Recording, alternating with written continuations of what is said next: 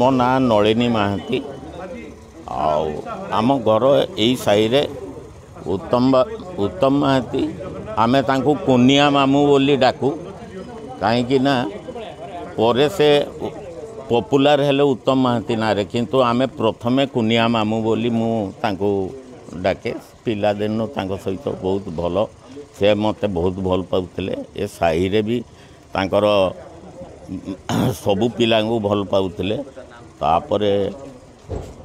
आउ से बहुत साधारण लोक थिले परे सिना से चलचित्र करिकी हीरो हेले किंतु बारिपदा आसिले से पूरा साधा सीधा समस्त सांगे मिसती समस्त को भल पाती यही टाइम पास करती तापर फेर काम पड़े से भुवनेश्वर पढ़ाती किंतु प्रोफेशन दृष्टि से सीना भुवनेश्वर रुहती किंतु